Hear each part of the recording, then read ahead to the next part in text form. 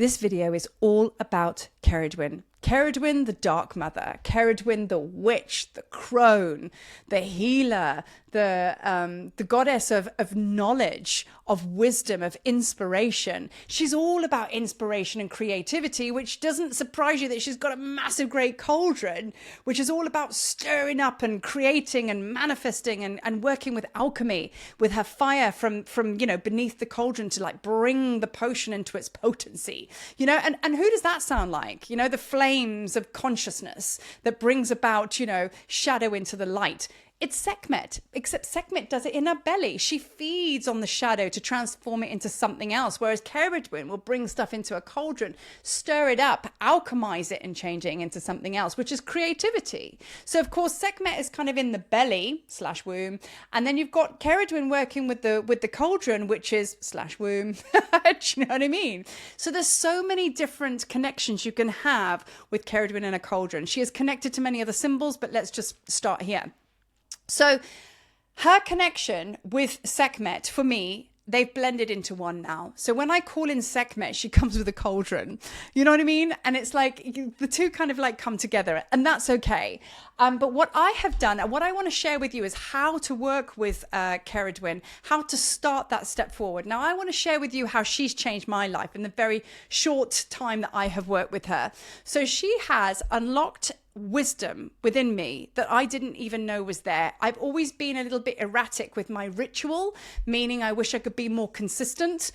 And with my altar and everything like that. And she's brought vigilance now to my altars. She's brought my attention to this place, this portal that I've opened, and I've deep dived into the confidence. Let's use that. I now have confidence in creating spells for the highest good. I've now started to work with candle magic. I've now started to work with sage, as in the leaf sage, not the Bernie sage. I've now started to work with mint and bay leaves and bring cinnamon into my cauldron.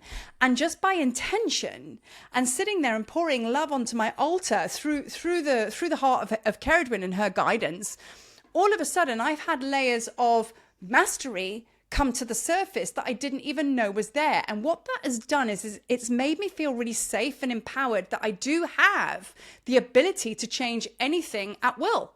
And that is what Keridwen has shown me. She's shown me how to work with the ebbs and flows of what it is to be in creation consciousness. So I'm pinging all of this on your radar because you might go off and research this yourself. But thus far, okay, I have now been introduced to the phases of the moon, which I know a lot of you do work with that, but I've always been in my Egyptian realms and doing things in other places. Now, I have now deeply connected with my moon wisdom, okay, meaning I'm now working in a very structured way, in a good way. This is the divine masculine, which is at play in the light, not the shadow. That would be deemed as the moon phases now. And Keridwen has brought that to my attention. So instead of creating and being on all the time and going, God, I'm so tired, but I just couldn't do another meditation. Probably because if you look at it, you shouldn't be working on that moon phase because it's about rest. Because at some point, when we go through the manifestation stage, when we get creative, right, what happens is we burst onto the scene and then we start working with Sept, start working with Keridwen, as all these ideas are coming, right? So we try and push that elephant up the hill constantly.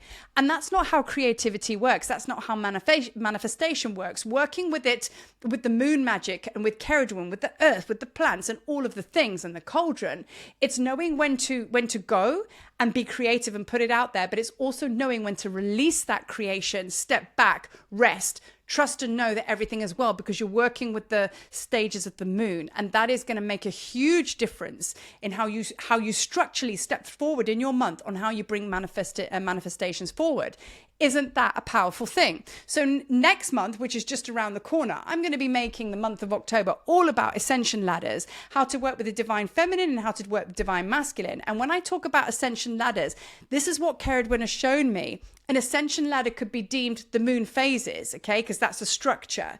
So, of course, when I put my altar together and I work with my my wish list and I bring my creations forth and I put all these ingredients in my cauldron, that's the divine feminine. Do you know what I mean? But I can't be putting my ingredients in the cauldron all month. You know what I mean? It's like it's got to be it's got to be ebbs and flows, right? Death, rebirth, resurrection. That's how it works. So Keridwen has brought this deep understanding, which has always been held within me, on how to bring my manifestations through to full potency and full manifestation, of course, like living, breathing things, right? So now that's the cauldron. Okay. So now working with her Awen symbol, as I say, that is all about inspiration. It's all about creation. It's all about manifestation. But it can also be, these three rays sit like this, okay? So you've seen it in the symbol that is basically death, rebirth, and resurrection, right?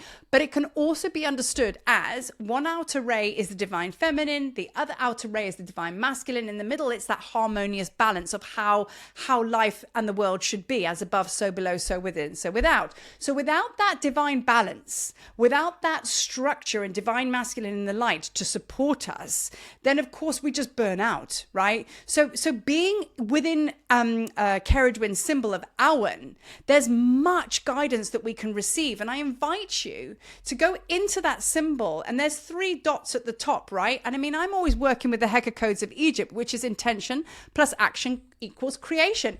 It's the same alchemical formula in Keridwen's world, across in the Celtic tradition, as well as the Egyptian tradition. It's all the same, isn't it? Whichever way you look at it. Do you know what I mean? So the teachings are exactly the same, which is why everything falls into oneness wisdom, right? So now working with the Awen symbol, you can really like go into your meditation, close your eyes. You can actually sit or lie in each ray and feel what comes to you, and maybe meditate and journal on that. See how that feels. You can place the Awen symbol on your third eye, and that is just like activating your divine sight, because without divine sight, there is no creation. You can then work with the Awen symbol maybe over your womb, or over your, if you're a man, put it over your sacral chakra. Now, other ways, which is now bringing in the Great Pyramid magic, which is again the same across all polarities, right?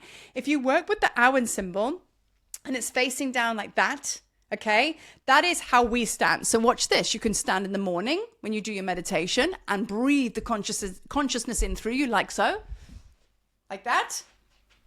So this is the middle ray, one ray, one ray. So you are the harmonious balance, divine masculine or divine feminine, divine masculine. There we go. So even that alone is powerful magic and medicine from Keridwen, right?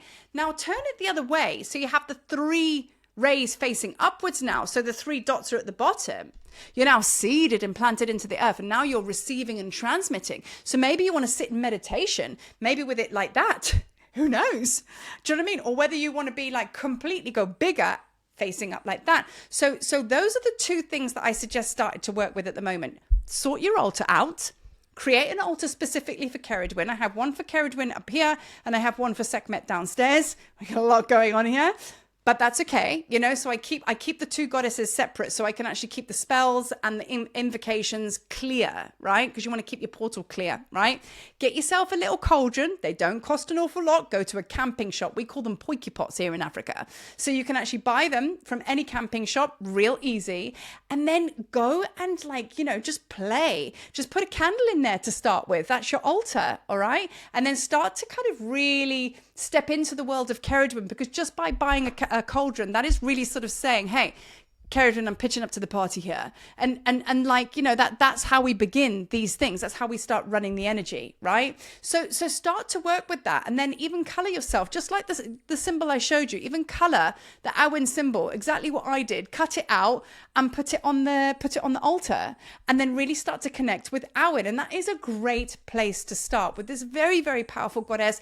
And she's really gonna like awaken the ancient druid and bard within you. And that is that's a whole nother layer of ancient magic and wisdom, different to the Egyptian magic and wisdom, different to other wisdoms in other cultures. And there's something quite exciting about playing with the cauldron. And then just to finish, this is what Keridwen showed me, which made me go, wow. Interesting fact. So I used to work a lot with ayahuasca. I don't really feel the need to anymore, but I've done my time with ayahuasca, ingesting her. However, Aya is with me all the time, and she always tells me, I am the divine feminine, so don't put me in Peruvian jungle. I'm with you all the time. She's force. She's fierce, just like Sekhmet. She's a force. She's fierce, just like Keridwen, right? Getting the rhythm here. So when I went and saw Keridwen and she was stirring her cauldron in the cave, she showed me, you know, this is your cauldron as well. And she said, this is also ayahuasca. And I was like, wow, this is so interesting. Because with ayahuasca, when you bring the two vines together, this is how it's made. You have to constantly stir that pot, big ayahuasca pot, to melt down all the vines. If you stop for a moment and you stop singing to that beautiful medicine, ayahuasca, this is real time, it will actually go fraught. And then you have to start again. So you have to be vigilant. You have to take it in turns to go all the way through the night, to sing to the medicine, to stir, until eventually it kind of reduces down to like a bit of a thicker solution. So all of that vine and everything, but it's in a big cauldron and you stir it like that. And she said, yes, my dear, this is indeed ayahuasca. Be vigilant when making the potion. Otherwise, the power and the frequency is not there. The divine feminine is lost. Vigilance, my dear, vigilance. Wow. And I was like, wow, that I know for a fact that's how ayahuasca is made. And that's what Keridwen was showing me. So this is powerful, powerful wisdom. So anyway, go forth, share your comments, let me know how you get on. And I will be sharing other videos to do with how to set up a prosperity spell and things like that, because it's very powerful and great way to start your beautiful relationship with Keridwen. I hope you enjoyed this video. Peace.